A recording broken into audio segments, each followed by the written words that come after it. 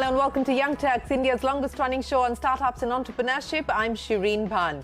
Now the country's all set to go into its biggest shopping frenzy as we enter the festive season. The great Indian e-commerce sales are back, and this year could be special for the industry. The big bargain days in the coming months will mark the 10th year of e-commerce festive season sales in India. Now, how has the decade panned out for click and order? And has it ushered in India's digital revolution? Following a 20-fold growth since 2014, we could exit 2023 with annual online shopping worth over 5 lakh crore rupees, as per a Redseer report. Now, this festive season could be the best ever, with merchandise worth 90,000 crore rupees expected to be sold in just a month or so, which contributes to a fifth of India's e-retail sales every year. But there are concerns. E-commerce growth in the last couple of quarters has been the lowest historically. Inflation is pinching the pocket, and enthusiasm in small-town India has taken a beating. However, it's not as bad, says Deloitte's Global Consumer Pulse Tracker. Let's listen in to Rajiv Singh, partner at Deloitte. While globally there is a lot of talk about recession, there is a lot of talk of high inflation. Even in India, for example, we see high inflation. But the consumer sentiment in India seems to be going very, very strong. So the research that we do on a quarterly basis, this indicates that the consumer sentiment is only going more and more stronger despite inflation staying higher. And the more we talk to the consumers, the more we are hearing that the consumers are wanting to spend on luxury products. They want to spend more on premium things. And this has nothing to just do with buying of goods and so on and so forth. But they're also looking at, say, for example, going on vacations, but not going to vacations next door, but going to, say, distant vacations. We are growing as a country. Our per capita income is growing up. Especially in the urban areas, we have definitely seen a definite increase.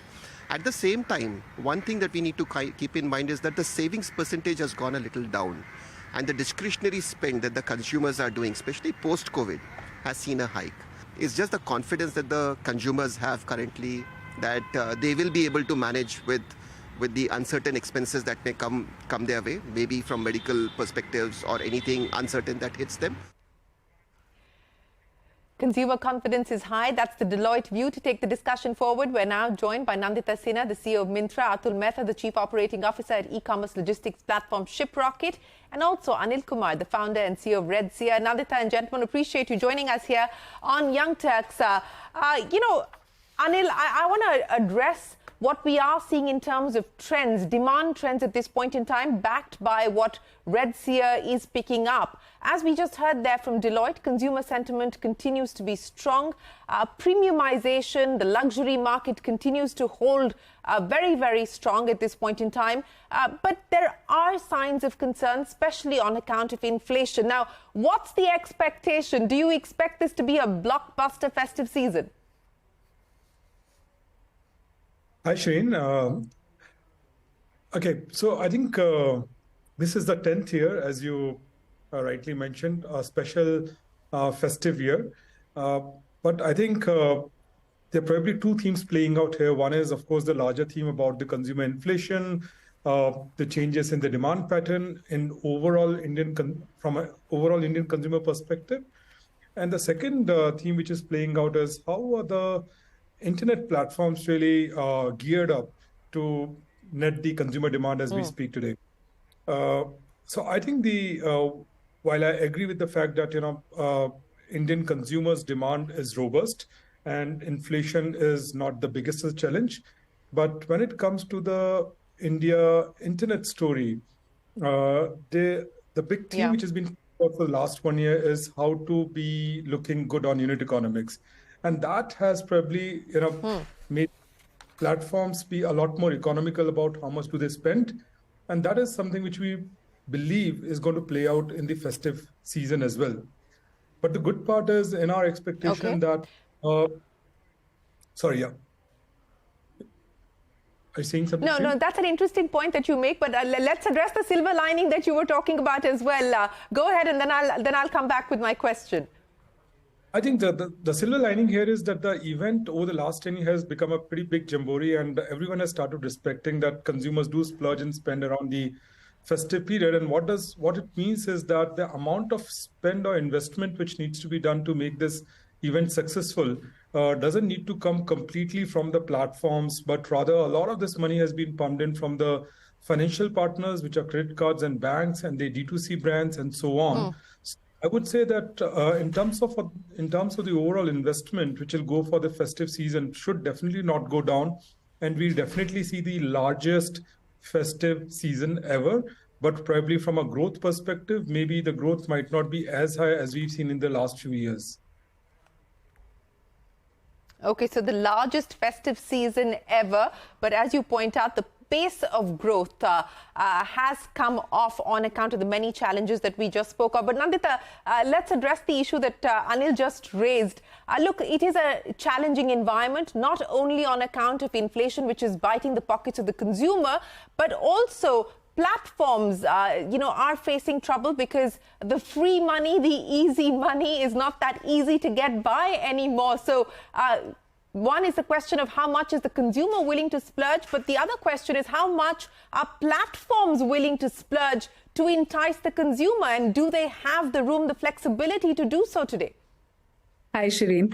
I think the way to look at this question is really to say that what is it that we are adding for the consumer in the festive season, and what are the number of new things and opportunities that brands actually see to expand their consumer base during the festive season. This is probably the best time where they can increase their consumer franchise. And if you look at a platform like Myntra, for example, you will have this, festive season, almost, new categories which are actually becoming the mainstay in terms of how we are looking at the customer wallet. So a category like beauty and personal care has almost 300 new brands which will participate for the first time in our festive season. And 50 of them are actually international. On the apparel side, 25 plus new international brands will celebrate in the Indian festive season for the first time. The country has 100 million Gen Z consumers. So they will probably, some of them will shop for the first time in the festive season. D2C, Anil spoke about it, how that is actually expanding their customer franchise through platforms like Myntra and using this as an occasion to actually increase the customer penetration and wallet share both. So I think there is opportunity for us to look at how we are expanding the offering for our customers, and brands, how do they kind of look at the customer franchise and what do they want to do about it is one way of looking at it. And as we enter into the festive season, I think the good indications are always festivals like Rakhi, Ganesh Chaturthi, Onam, they are, a bellwether in terms of how festive season looks like. And we've seen good traction in these festivals, especially around core categories and new categories. So I think the opportunity is about really helping customers and brands discover each other actually. And that's where the best value comes to the customers. Since we're speaking about value, Nandita, and that's an interesting point that you made, and that's what I want to understand from you as well. As we see this shift away from what were typically low margin categories like mobile phones and so on and so forth, into perhaps what could potentially be higher margin categories like beauty, personal care and apparel, are you seeing this margin mix change to benefit platforms like yours? I think a lot of these categories that you spoke about, Shireen, are actually selection-driven categories where there is a lot of scope to help customers buy more through the different categories and brands that we expose them to. And that's where I think there is a need for us to look at new customers coming onto the platform, as well as the customers who are part of the platform buying more categories and buying more brands. And I'll give an example. Like for us, if you look at the last few festivals that we've seen in this year, we've seen almost 100% growth in ethnic wear as a category. There is more trend buying that is happening from the menswear perspective. Fusion is a big category that's coming up.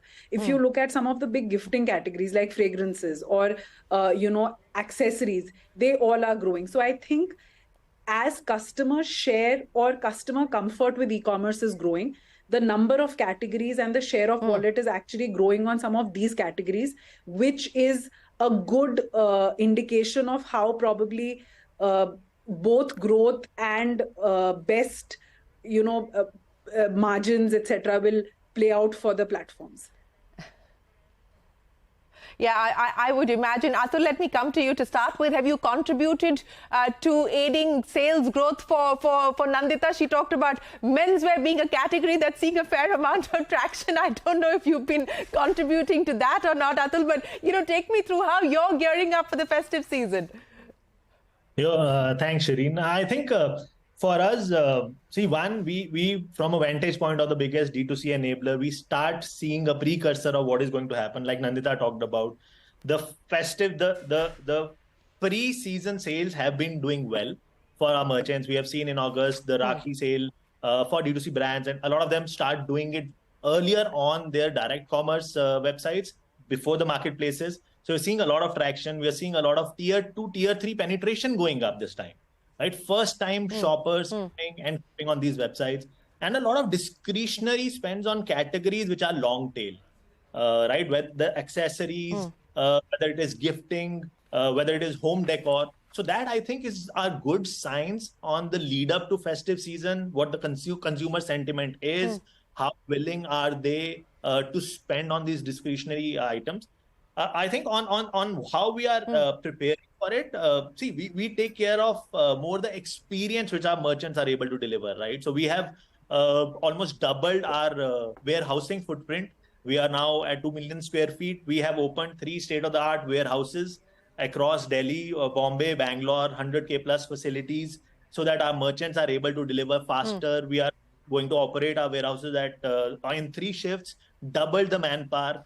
That's on the warehousing side. On the last mile side, doing capacity planning, ramping up our analytics to be able to predict which are the areas of stress for merchants, so that they can move the volume from supplier 1 to supplier 2. And on the conversion side as well. So we, like as Shiprocket, we have been helping merchants with post checkout experience, but this year we are helping them with remarketing, creating festive campaigns for SMB merchants we work with, so that they can retarget to their customers and get them to shop on the platform. Important point that you mentioned. Let me get Anil to comment on that. And Anil, I'm looking at, the Redseer report, which basically talks about how the average spend per shopper stagnated at about $273 in FY23 versus $272 in FY22. So one, how much of a concern is that? And two, again, this, metro, non-metro demand that we were talking about. Yes, we've actually seen the non-metro demand pick up in the last few years. But given the pressures at this point in time, what's the expectation as far as demand outlook is concerned on the non-metro side? Right. So, Shireen, what happened last year was, and actually it's been a trend over the last couple of years, that the tier 2 market or the smaller cities have been the big demand driver for the e-commerce platforms. In fact, a majority of the GMV as well as customer transaction growth over the last few years have come in from the smaller cities. And the implication of that has been the small city customers have also been buying a low AOV products. So which means the new customers which are coming from small cities are actually bringing down the AOV, while metros have been raising the AOV to some extent. And that's where the flattening or a slight reduction in the AOV has been seen over the last couple of years or so, 1 year or so. As we see this year, I think our expectation is the massive demand difference between the small city and large city is going to taper down, which means the growth from the large city and the small city is going to look similar. It is a combination of a couple of reasons. Is that we see a lot of folks who really migrated to small cities after COVID have come back. So the demand concentration, which was moved towards small cities, has actually evened out now. And also from a penetration perspective, we see that there is a bit of a tapering, which we've seen over the last 1 year in general. And that's where the small city demand is not going to be exceptionally higher. One additional point I just want to talk about, just going back to the category mix you really spoke about and has an implication on AOV, average order value as we call it. Historically, we've seen mobiles has been a very big contributor for the GMV. And when the big billion and the GIF really started about a few years back, mobiles used to account for about 50 to 60% of GMV. Last year, we saw that contribution coming down to 35%. And that's a low margin category, as you just mentioned. Fashion was a big bumper category which really grew and became actually the largest category last year across the board, and one of the largest categories when it comes to the festive period at about 24%. The categories where we're seeing expecting the demand to really go very high in this particular festive season would be BPC, which is beauty and personal care, as we call it, large electronics and small electric appliances. Okay, so those are the categories to watch out for this festive season. Nandita and gentlemen, we are going to take a quick break here on Young Turks. We continue to chat about what the festive season is likely to mean in terms of hiring as well for platforms. What could it do for the gig economy? That and more when we return.